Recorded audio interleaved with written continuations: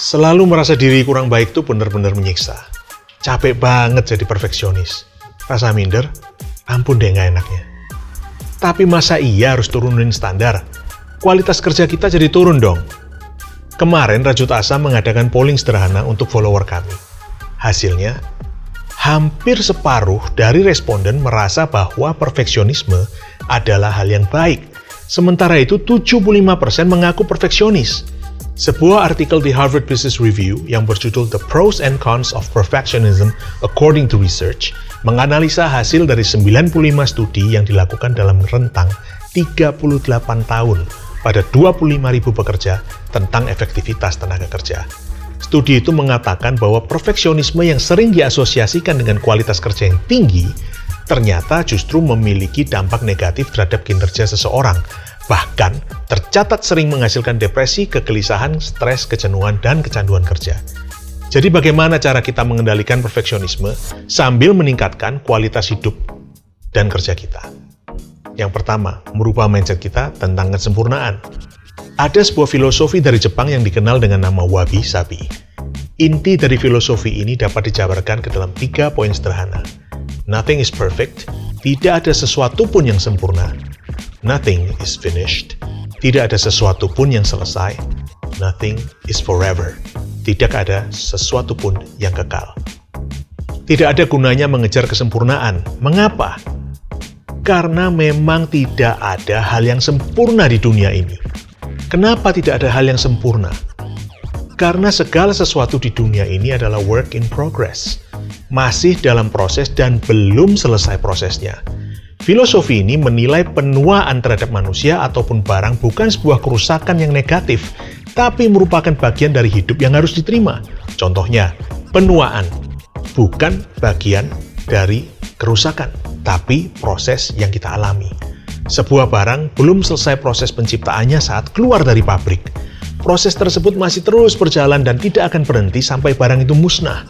Hidup kita terus akan mengalami proses hingga hari kematian kita.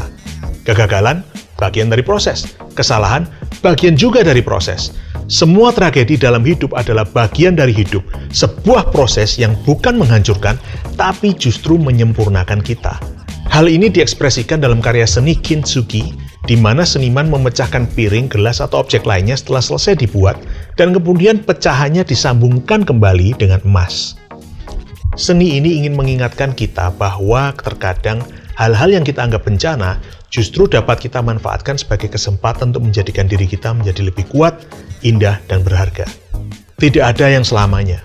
Proses yang kita alami akan selalu berakhir dalam kematian, dan justru di sanalah kita akan mencapai garis finish dalam proses yang kita alami. Wabi-sabi mengajarkan pada kita untuk menerima ketidaksempurnaan sebagai bagian dari hidup yang tidak dapat dihindari. Ketidaksempurnaan bisa justru menambahkan nilai dan keindahan dalam kehidupan kita selama kita dapat menerima dan menyikapinya dengan benar. Pertanyaannya, gimana caranya menyikapi ketidaksempurnaan atau kegagalan dan kesalahan dalam hidup kita? Bagaimana kita menyambung kembali pecahan kehidupan kita dengan emas seperti karya seni Kintsugi tadi? Ini membawa kita kepada poin yang kedua, optimalism. Istilah ini dikenalkan oleh Tal Ben-Shahar di bukunya yang berjudul In the Pursuit of Perfect. Seorang optimalis juga memiliki standar yang tinggi. Perbedaan antara seorang optimalis dan perfeksionis bukanlah ketinggian standar yang mereka targetkan, melainkan cara mereka memandang dan menyikapi kegagalan. Seorang perfeksionis akan merasa bahwa untuk menjadi kuat, seorang tidak boleh memiliki kelemahan. Sebaliknya, seorang optimalis akan berkata bahwa terkadang kelemahan kita lah yang memberikan kita ini kekuatan.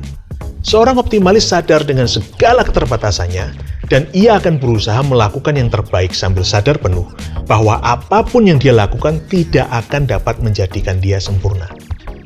Optimalis akan memaksimalkan pengembangan diri dalam keterbatasan mereka dan belajar untuk menikmati naik turunnya kehidupan sebagai proses belajar dan bertumbuh. Seorang perfeksionis itu seperti seorang yang pergi mendaki gunung dan fokus hanya untuk mendaki sampai ke puncak. Apabila dia tidak bisa sampai ke puncak, perfeksionis akan merasa gagal dan merasa semua perjuangannya itu sia-sia. Seorang optimalis mendaki gunung yang sama, juga berusaha mencapai puncak yang sama. Bedanya, optimalis akan menggunakan kesempatan yang ada untuk menikmati perjalanannya, belajar tentang tanaman dan binatang yang dilihat dalam pendakiannya. Kalau dia tidak dapat mencapai puncak, optimalis akan bersyukur sudah dapat menikmati pemandangan yang indah dan menghargai pelajaran yang didapat dalam perjalanannya. Ia akan melihat kembali perjalanannya tadi sambil berpikir bagaimana ia dapat kembali mencoba mencapai puncak dengan cara yang lain. Optimalis mendaki gunung bukan untuk mencapai puncak, tapi untuk menikmati perjalanannya. Mencapai puncak hanyalah sebuah bonus, bukan sesuatu yang dapat memberikan atau merenggut kebahagiaannya. Jadilah seorang optimalis. Selamat merajut asa.